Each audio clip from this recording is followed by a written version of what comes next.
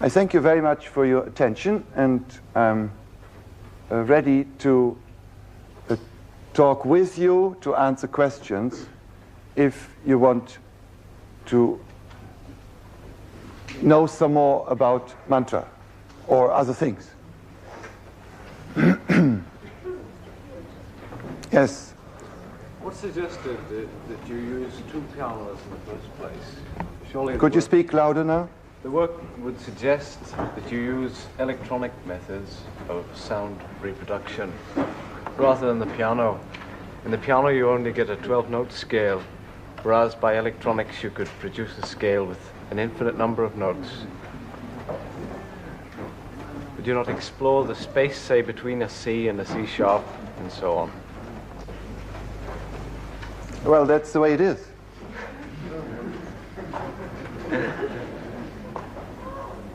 He says why I did use two pianos and not compose the entire piece for electronic means, because with electronic means I would have had much more subtler scales and other possibilities, and I said that's the way it is. I had in mind to compose a work for two pianos already before. I said I started a different piece, and then I threw it away because I didn't like it. And I came back to this original idea from 1969 to establish a complete composition on one formula. I worked out the formula, and I have never thought of anything else than hearing the entire composition from the beginning on with two pianos. And also writing everything so that it is related to the possibilities of the 10 fingers of each player, and 2 times 10 fingers, and everything they can do with their hands.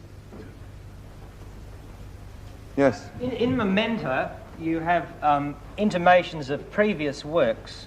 You have moments dovetailing into works of your past. Not in Memento, no. That you have composed in the past. In procession, not in Memento.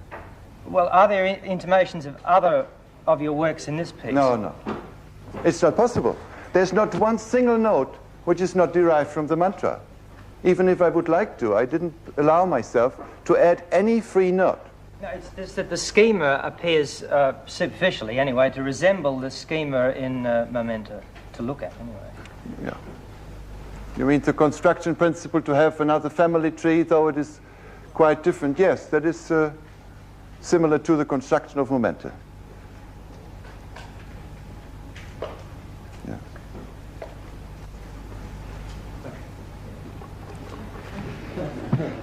You've mentioned your use of the ring modulator, and you say that the notes become more dissonant. Yes, more dissonant as they move further away from the center to which the ring modulator is tuned. Right. Do you mean this in the chromatic sense of distance, or in the relationship of the notes such as dominant and so on? No, the more consonant the interval in relationship to the note that is fed into the modulator is, let's say the most consonant is the note itself. Yeah. Could you open the modulator? I can even tune it.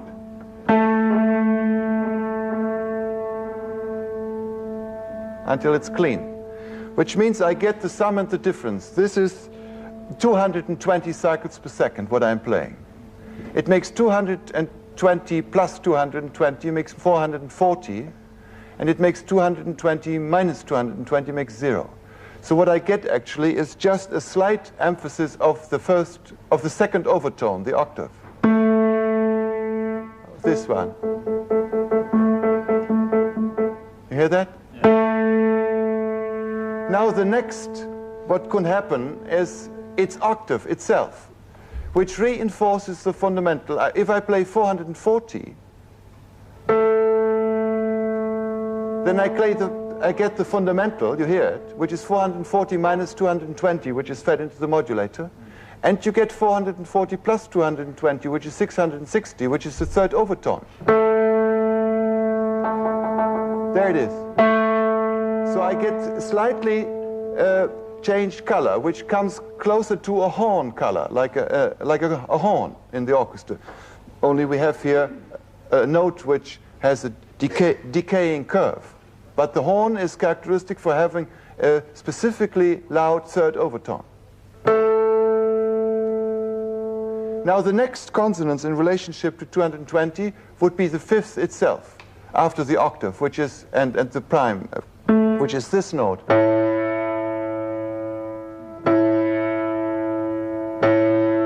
Which is 330 cycles per second. It's 220 divided by 2 multiplied by 3 makes 330. Which is in relationship to this note like 2 to 3 as an overtone. Which means that I get 330 minus 220 makes 110, which is the fundamental of these two together. You hear la. There it is. And you get 330 plus 220 makes 550, which is in relation to this.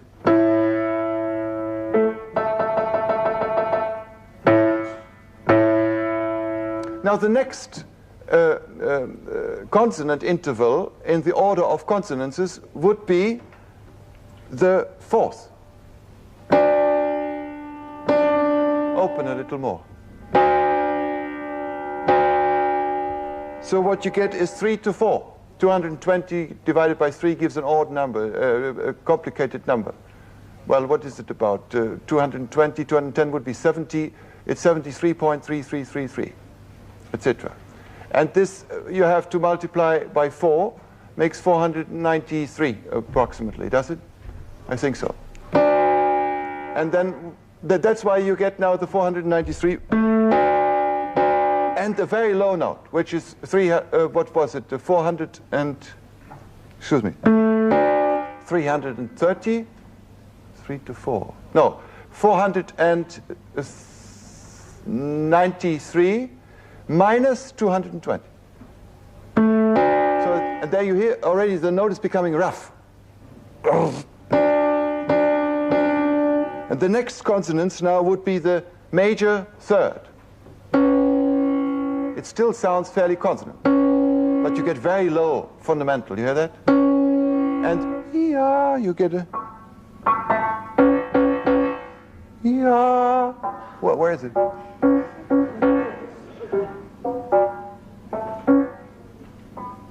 There it is. This note is reinforced, which is the ninth overtone. Because these two obviously relate most like 8 to 10. Or like, what is this, major third? 4 to 5 makes the 9. Major third is 4 to 5. So if you add them, you get the ninth overtone. And if you subtract them, 5 minus 4 makes the fundamental, is 1. But very, very low. So this, I should look for, this is 4, 2, 1. You get this fundamental. If I just hit one note, the next one is the reverse of this note, which is what corresponds to the major third is the minor 6, which is this one. Then we have the minor third. Here now the dissonance is coming. And to this corresponds the major 6.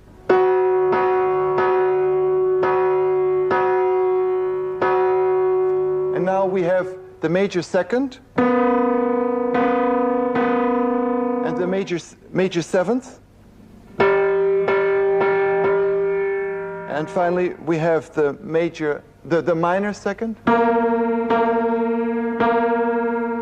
And we have the major sevenths. These are the most dissonant then. These two. And finally the tritonus, which is, as we always call, the devil in music.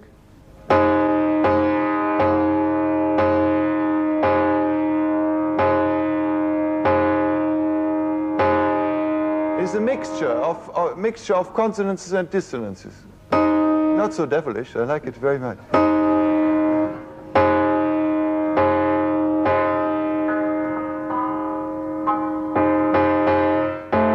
It's related to this note. So when I play the mantra, then you see how it is composed. The first one is the fundamental itself.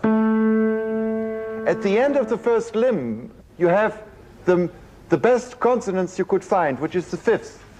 So it's like a half cadence in classical music, if I might say. So we have, we go away,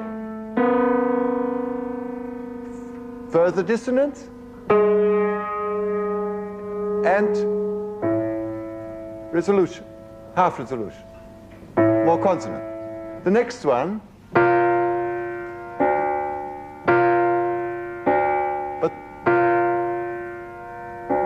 it's always more or less, more or less, more or less dissonant. It is as if I had, how can I say, defined the complete system of classical organization of consonances and dissonances, which means simply of relationships between more or less periodic vibrations. That's nothing else what we are talking about at this moment. As if I had verticalized the whole thing into the timbre construction. So the timbres are no longer coloring something which is already there, but they become an integral part of the composition. You cannot separate timbre from harmony anymore. And this is, I think, a new perspective of timbre and harmonic composition. Could you not say that in fact in the use of this ring modulator is almost a justification of the diatonic system and its relationship of notes to each other? Well, it is not only diatonic. I use... Scientifically that, pardon? It proves scientifically that the diatonic system is a... No, I base it on order. the chromatic system, don't I? I use all 12 notes. Yes, but I'm referring to the fact that the least dissonant sound is produced by the nearest related note, which is the fifth, which in the diatonic system is the fifth. Yeah, but the diatonic system is in this larger system. Yes, that's what I'm... Yes, naturally. Historically, we are not replacing one concept by another one. We're just expanding it, that's all. May I ask you? Yes. Does the, to my ear, the apparent inability to sustain the long notes of the modulators? Yes. Do you compensate for this in any way, or does it worry you at all? Well, no, you must remember that there are now in the complete first section, where I want to make that very clear, you have something that lasts, I think, 3 or 4 minutes.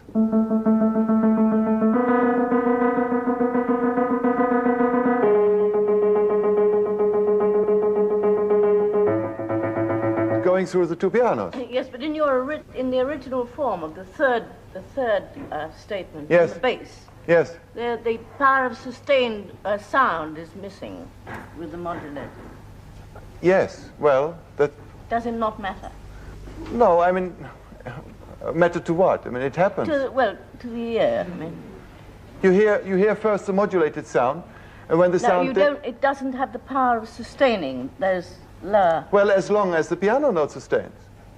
Not without the modulator, it sustains longer, actually. No?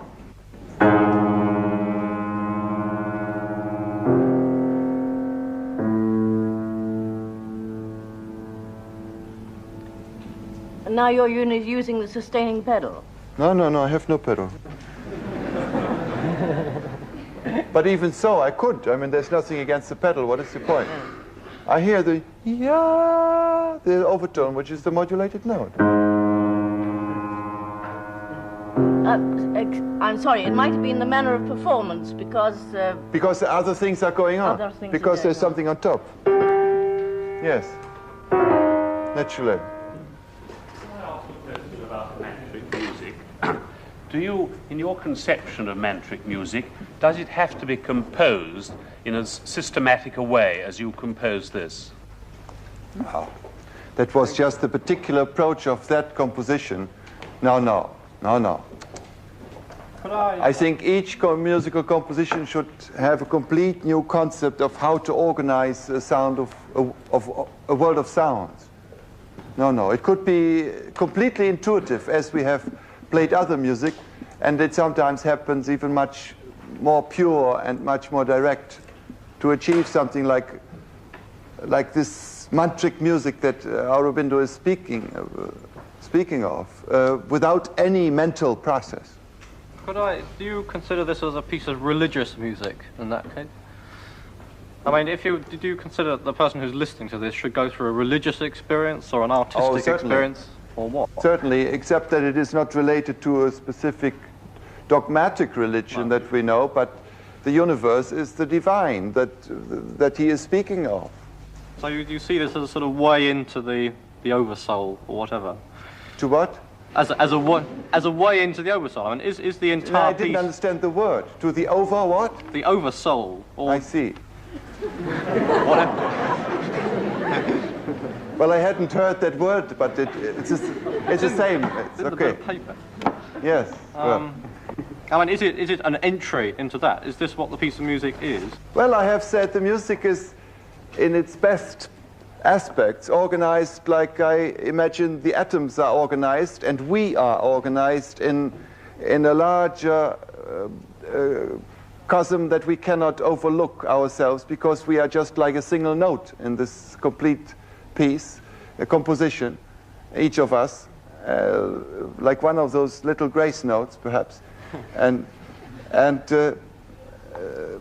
yes, and then you can see that the A in the whole first section is like a center of a whole galaxy, whereas in one single mantra, the A is like a sun with its 11 or 12 planets around it, with very precise distances. We have all the possibilities of relating such a world of music to the micro and macrocosm as we know it. It is a sort of a little musical, how can I say, kaleidoscope that shows directly its relationships to our modern knowledge of the microcosms of the atom and of astronomy. Yes. Tell me to what extent the spatial aspect of having the two pianos a long way apart Right. came into Well, the spatial aspect is entirely the result of an equality of right that I have established between two players, which means I have tried to give to each one similar activity, and therefore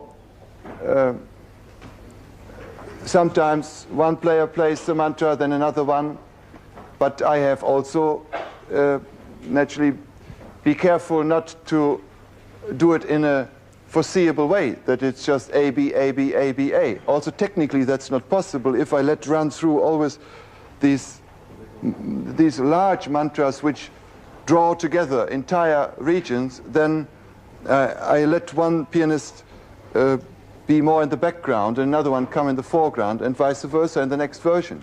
And then sometimes this is speeded up, this alternation, also according to dramatic feelings, that I think now it's time that the changes happen a little faster than before. And then I leave one player alone for a long while, etc.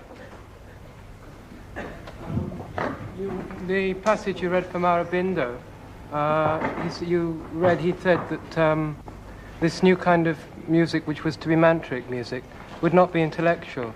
Now, I would have thought that your systematic method of composition would preclude that possibility of being mantric, because it would be intellectual. I mean, I would have thought this would be a very good example of intellectual kind of composition. I would have thought that what Aurobindo had in mind was more the intuitive method. Well, you have the impression that intuition is excluded in this work? Well, I would have thought it would be excluded by your systematic approach. Well, it's true that I have emphasized the mental process of the making.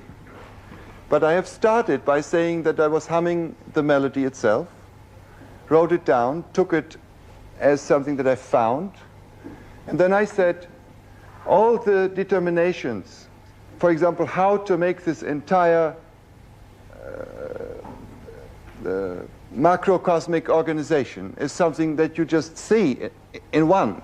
It is even not so much my own invention. I said it has something to do with the tree of life, with generations and so many things. This is an intellectual idea, this idea of the tree of life, the idea of a planetary system. No, not when I look out of the window of my house. It's not an intellectual idea that a tree makes this and goes in smaller and smaller branches. It's very natural. I mean, it's not me who has thought this out. No. Oh no, by no means. That is one of the essential qualities of life and of growth.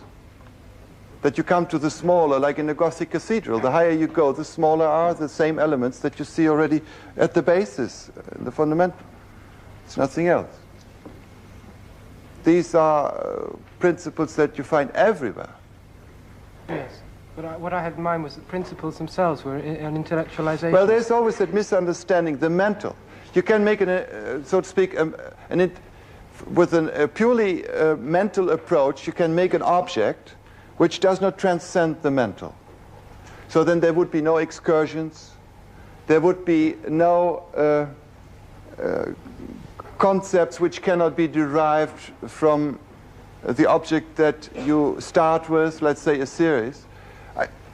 I doubt even if we can make anything without intuition.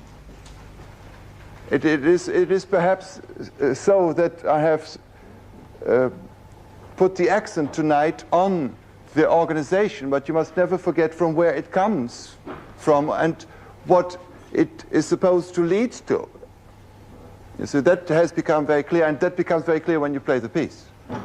That it tries to transcend itself all the time. Yes. In particular, with these breakthroughs, you will see there are moments, there's one moment, for example, where they get so stuck in the complications, when the wood blocks hammer against each other, that finally they can't help, they can't continue anymore, and one gets up and just starts using his voice at some moment. And he says, "Oh," to the other one.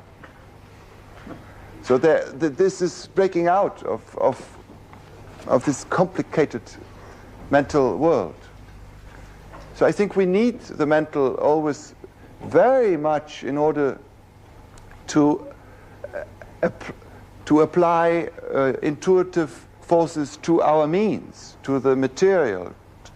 We have a materialistic world, and that is wonderful, because it needs the channelings. As musicians, we have to deal with strings and wood and people, and it must all work, and they must be able to play it, etc. So it's a very physical aspect which must be organized by the mental. Otherwise, it falls apart. It doesn't work. You make mistakes and so on. Yes? Would you say that in creating the mantra, you became the mantra itself, that you were the work of art, and that this is the ashes of experience that we now hear? Well, as well during the act of composition,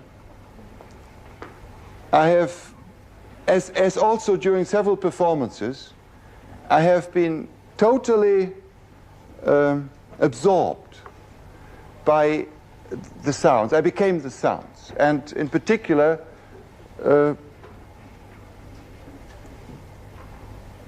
I went through all the cycles. Yes, I have become mantra many times, and that was the crucial point actually when I was composing it. Day and night were no longer separated. It was, I would say, the happiest composition time that I have ever had up to now. And it's too strange because it almost went all by itself.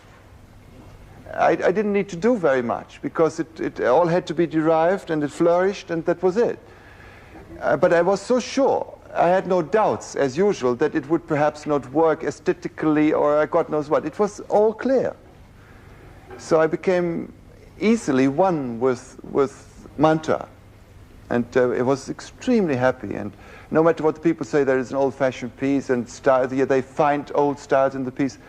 So what? I say, yes, it's great. Because if once you start working with such a principle, you give birth also to everything every now and then that has already existed before. It includes all the varieties that have occurred in a different context. Once you have such a genetic force working, then you produce all the children that have existed before. But the general world is new. It transcends again the known world, I would say.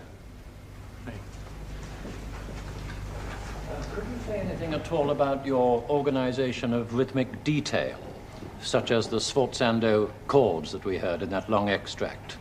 I mean, when they should come and that kind of thing, or is this too complicated? No, it's all in here.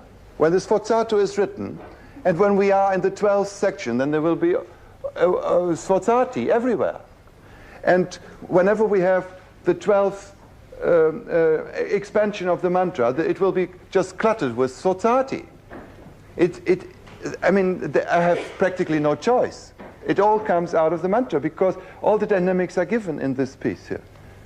Whenever one note is determining a whole mantra or a whole cycle of mantras, then they are predominantly piano.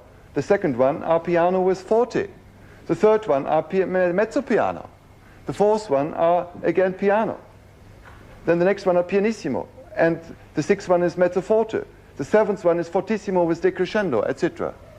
Yes, so when you say one of them is full of chords or something, well... Then each chord, each note of the mantra has a chord going with it. Yes. And how the chords are made, you have seen. Yes. They are nothing but verticalizations of mantric notes. Yes. Did you have the idea of ring modulation from the very beginning? Yes. From the start? Even before.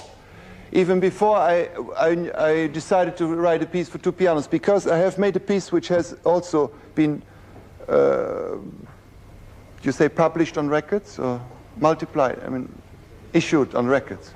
It's called Karlheinz Stockhausen.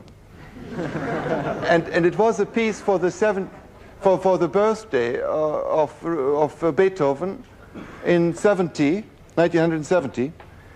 And I used lots of excerpts of Beethoven music, of all his works, going from the earliest period to the last period, in 4 categories: strings and piano music and orchestra music and vocal music. And I composed it in such a way that there are 4 tapes. The material on the tapes I have organized. I have distorted the music of Beethoven as if it would come through a shortwave radio late at night. And in the Beethoven year, naturally. There was nothing but this music. And then I gave this to 4 players with whom I'm working very often. We have a group of intuitive music, and they played with the score shortwaves that I had composed before, with Beethoven material rather than with radio material.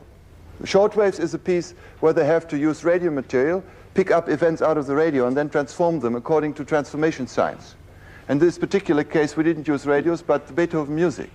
What I mean by this is that in transforming the Beethoven music, to make it sound more or less transformed or even distorted, as I said, like coming through a shortwave receiver, I used all sorts of technical means in the studio, and among them was the ring modulation process. And there I caught on. I have then been so interested in ring modulating piano music, I found a special way to do it.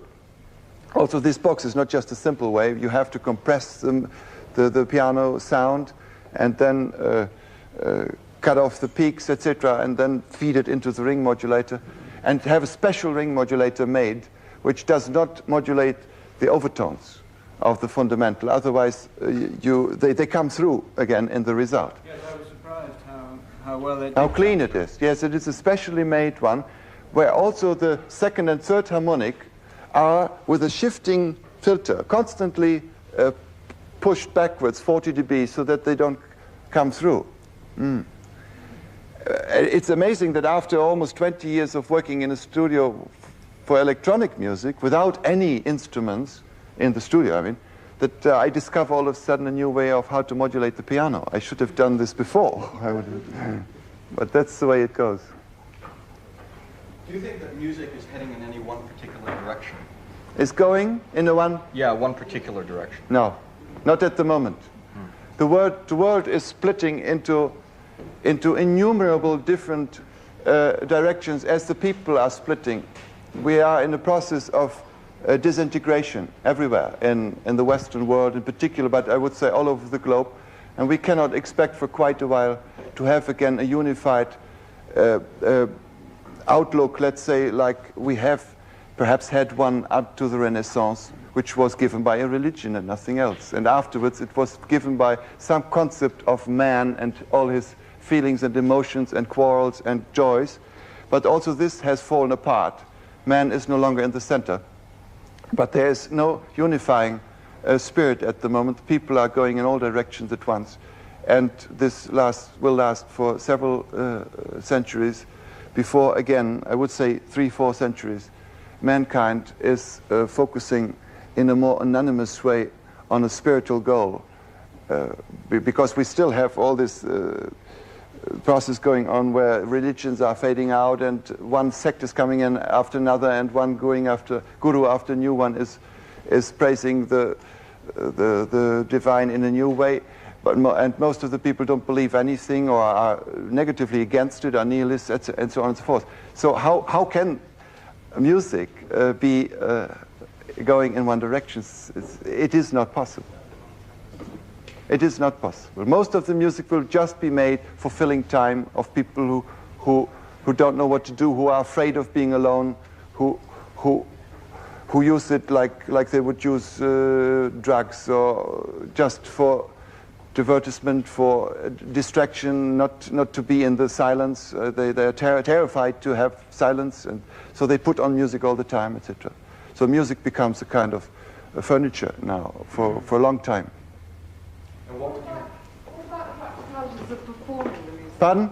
What about the practicalities of performing the music? Because this piece can't be available to that many pianists, and likewise with your other work. Why not? It seems fairly hard.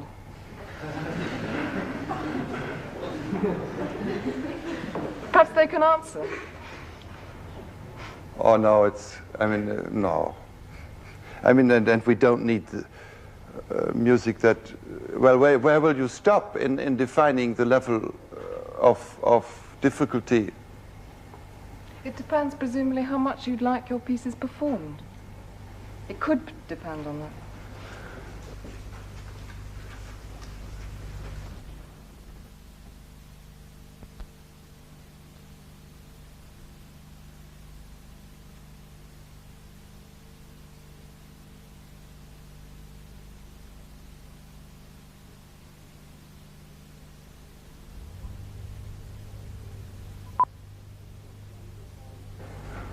Sure, it will be performed as much as people want to listen to it and to pay for a performance, that's all. Because there are enough pianists available, but nobody wants them, really.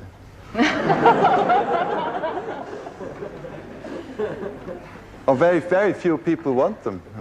I mean, one duo in the world, we have 2 or 3 famous duos of duo pianism, and that is enough. Like the conductors or like solo pianists, they cover the complete world nowadays. They do most of the records and the recordings in radios, and on the big festivals they occur. They're always the same. I mean, there are very few. They can really satisfy the demands of all the musical festivals and activities. Whereas in former times, still up to a very present time, there was space for mediocre orchestras or pianists or conductors that were not always that extraordinary or appealing, but because they had a more local region to satisfy, the people were happy to have them. But nowadays everybody wants the best, the most chic, the most streamlined, the most modern, the most famous, etc. So they have it. Yes. Do you think for this piece to work as a mantra and knocking holes in your consciousness, it's essential to understand the form of it, or helpful, or even possibly a hindrance? Well, that is... May I ask another question? Do you think you can be deeply moved by looking at the sky without knowing all the proportions between the stars and their speeds and their relationships in terms of astronomy? Oh, yeah. Yeah, well, that's the same. Well, excuse me, I'd like to say then, why do so many people find much of your music inaccessible? Not for want of trying, I mean. No, because we are all different. And I can only make a music which completely satisfies my demand that I put upon myself, where I think this is good, and this is what I identify with. And there is no question that there are very few people, as far as as my experience goes, who would identify with what I find is good and what satisfies me. We are very different. There seems to be an impediment in the more educated you are in the Western tradition, as it were, the way of analytical thinking, the more you find it difficult to work into the music. Like I've played the music to people who haven't heard a great deal of Western music before, and they find it quite immediately accessible. And yeah, that's true. I mean, the mental is mainly used in the wrong way, in the more and more in our Western society, because we are educated in the wrong way. We think we have to use mainly the mental in order to make things that are like the organization of the mental itself, whereas there is another approach to life which says that you might use the mental in order to filter out what the mental knows already and then discover the new. You can use the filter in order to satisfy the mental, you see? So you train these... You can... you see what I mean? There is a certain knowledge, what we call a knowledge.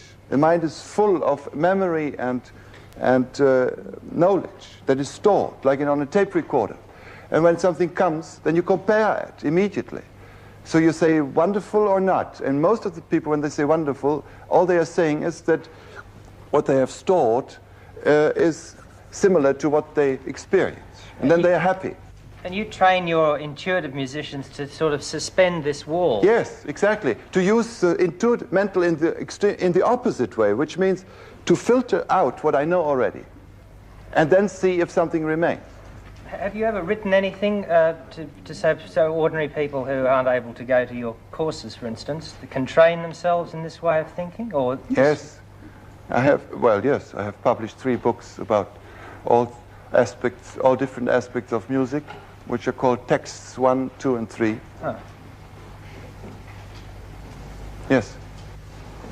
May I say that there seems to me no difference between this work and the concerto, the sonata for 2 pianos by Mozart.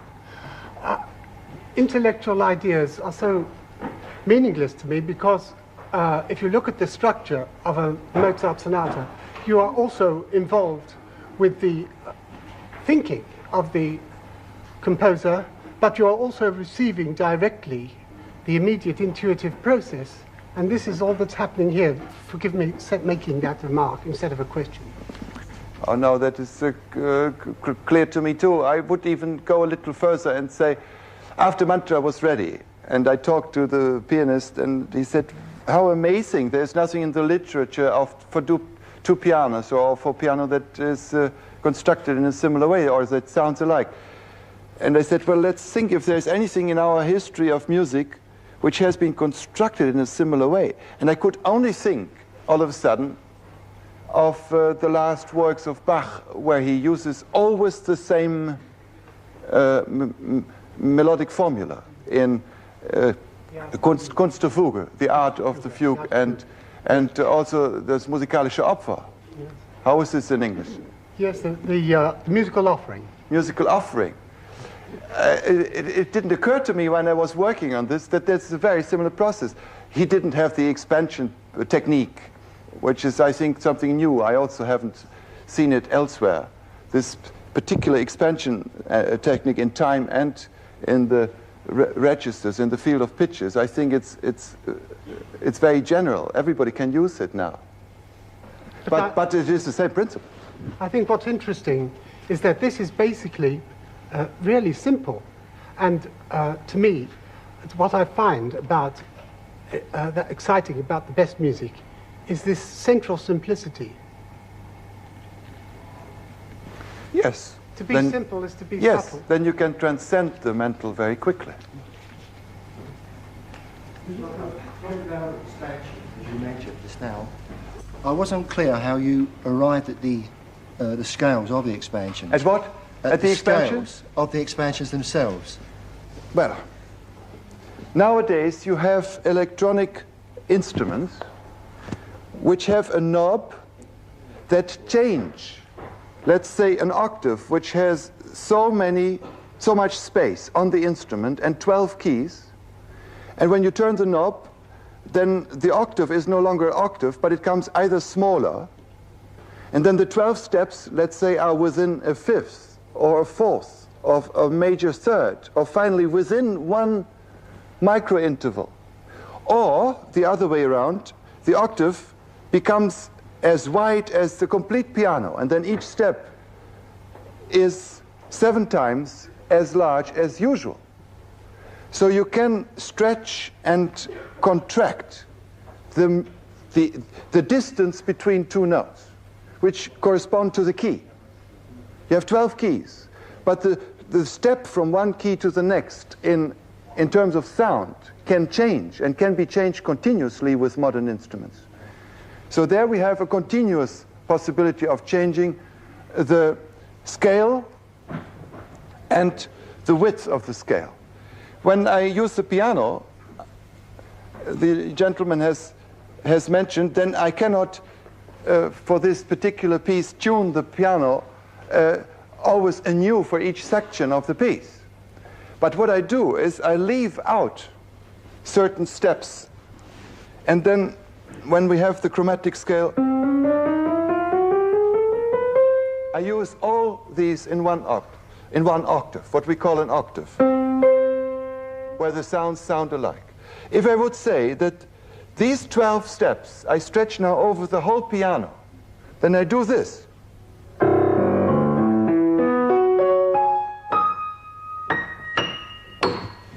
That makes 12.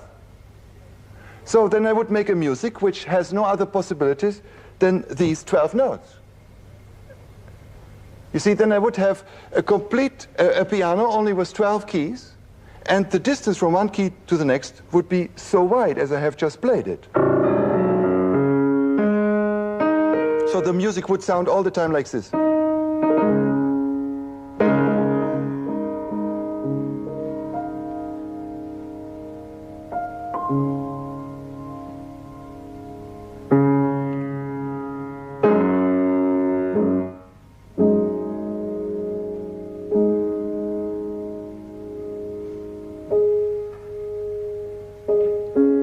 I have no other keys, so I must make music with 12 notes.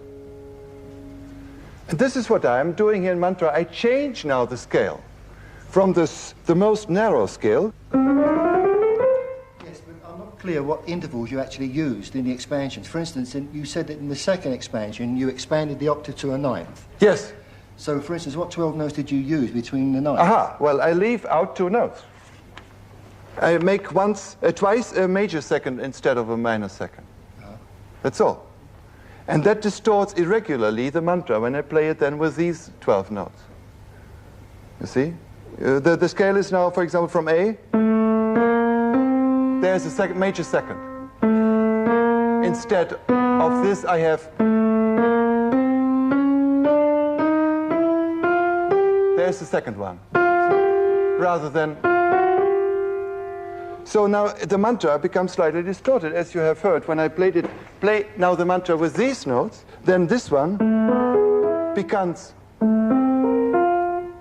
Because 2 minor seconds have become major seconds, so that stretches the mantra a little bit. Pardon? And then when I have the next scale, then... I have a mixture of minor seconds and major seconds, but more major seconds. For example, there's already one. That is what the gentleman mentioned before, like in a diatonic scale. Again one. There's a minor second, major second. Major second. So in this, then, in this scale, the mantra sounds again more expanded, which it sounds not, but it sounds this is the major seventh, because it is stretched already. And finally it is, you understand? Etc. So the mantra is stretched the most possible, because otherwise they would have to play, that would be a very nice theater piece. The next expansion would be, etc. It's possible. Have you arranged your expanded scales so that, say, your new octave now becomes a major 9? Have you still organized it so that within your new octave you still have each of the 12 chromatic notes there? Well, as much as possible. No, what I do is that in 2 octaves that are, that are next to each other, real octaves, I try to repeat as few notes as possible, so that there are as little real octaves occurring as possible. Oh, I see. But in each new octave, say the octave becomes then it's always the same. Yeah, so if I once have, then the next one would be the same.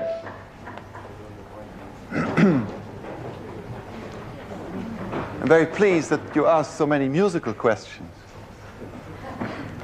That's quite unusual. Yes? How far does Mandel's ideas of treating music influence your compositions today? I'm very sorry. I could not understand you. Could you just allow a little silence? Yes. How far do mantric ideas influence your present composition, your composition today?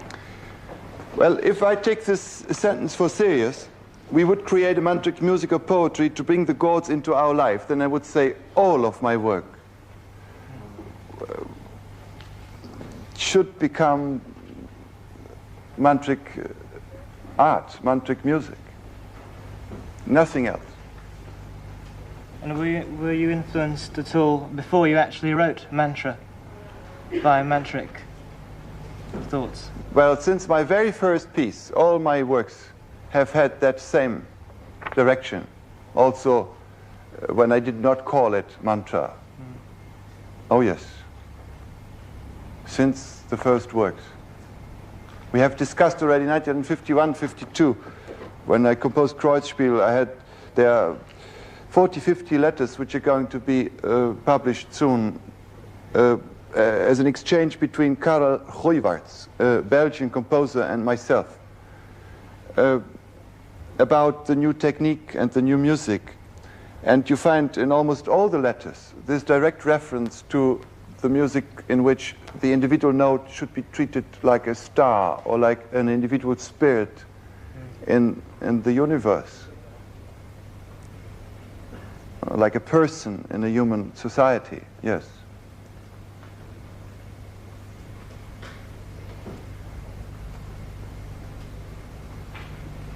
In this composition, you've done many manipulations with the original mantra, many permutations of it, many mathematical or many whatever.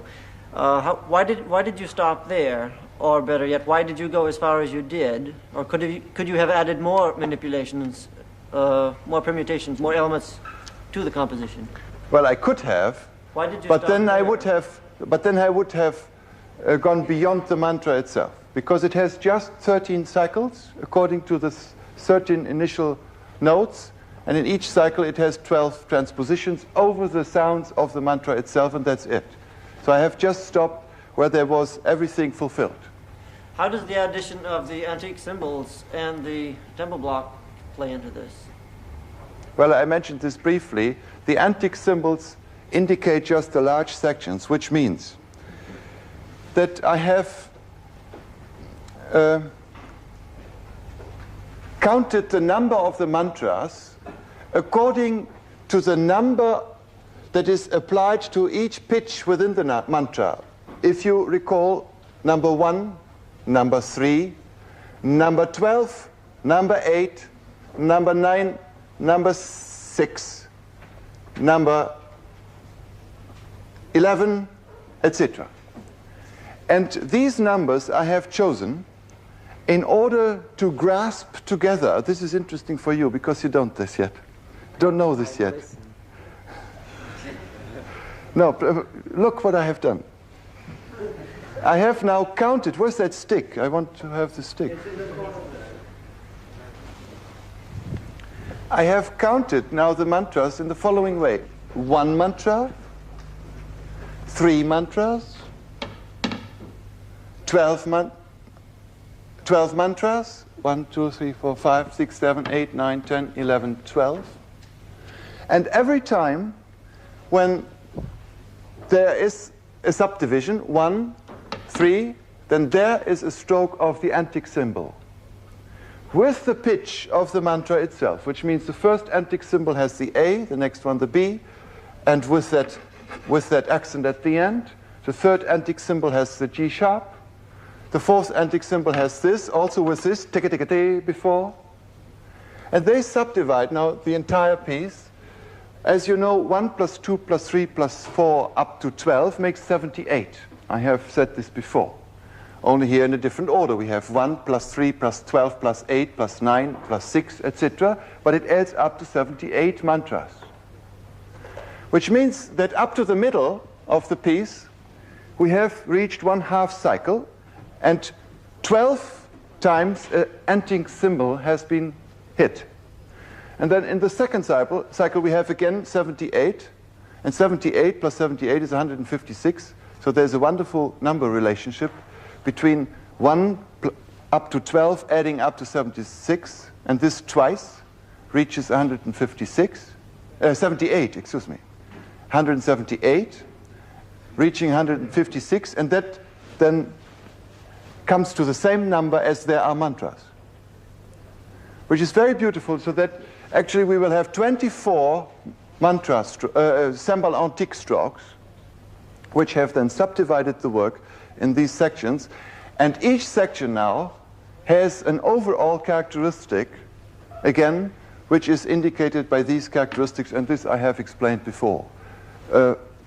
Regular repetition, the next one is accents at the end, the next one is normal notes, and they follow, as I say, these numerical groupings. 1 plus 3 plus 12 up to here. The next one is 8, 1, 2, 3, 4, 5, 6, 7, 8. So here will fall together with the beginning of section number 3 also an antic symbol stroke, and change the character again, which goes then to a section where we have many grace notes. So that is the function of the antic symbols, and the wood blocks have a similar function.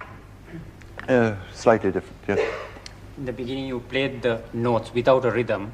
Was there anything that governed the choice of the rhythm and dynamics? Clear. You see it. We have 4 different durations, and then I made a pause. The pause was not in the car when I was humming it. I added it later. So it is a natural pause. Ta-da-dee-da, pause. La-da. And the repetition also wasn't that often.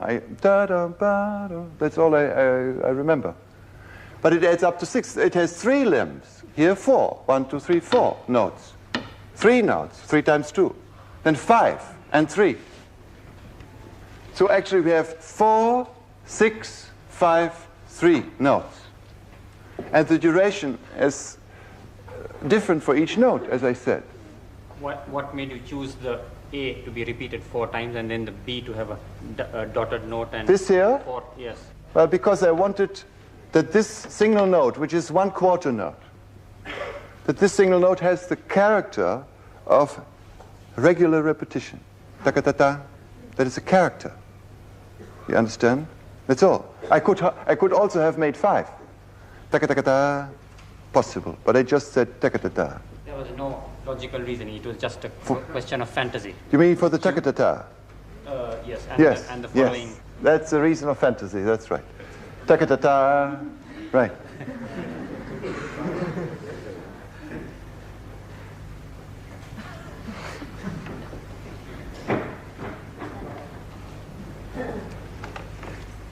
Yes? It seems to me that different people have different ideas about music. But what would your idea of music be? I mean, I could go on the piano now and I could go plonk. Yes. In 1 second without thinking. Yes. You could do exactly the same with a lot of work. What's your idea on that?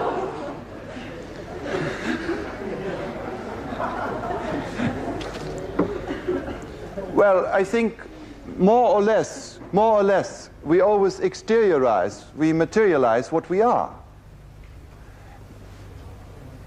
And we are what comes through us. We are not just ourselves.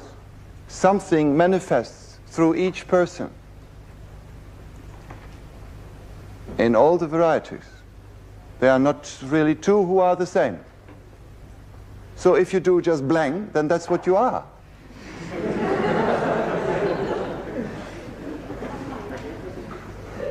I wouldn't even say that I would ever like to miss that. You see, it is necessary to estimate something else, a difference. Though I would say there are more or less unconscious ways of approaching something, of exteriorizing oneself, or this force that is manifest within us. So if you do it unconsciously, I also could, perhaps in a very unconscious moment, could be very vulgar. But in general, it simply happens less and less. That's because I'm more and more conscious and I don't need it. But I can perfectly understand it whenever it happens. Can I ask you also how much emotion comes into your music? Because from my point of view, I can appreciate that this composition is very good, but it doesn't interest me emotionally. How much emotion? Well, wait until before you say that, because I'm sure when you hear longer stretches, it has a long breath, no question about this. It doesn't make sense to hear small bits. Then they are like firework sometimes, or like little whisper, or just like a little emotional vibration. But if you hear longer stretches, you begin to dive into this time, this particular timing, and I'm sure you will find everything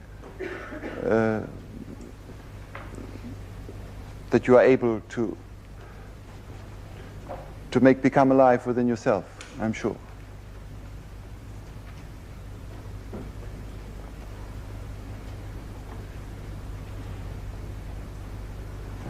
Well, thank you very much.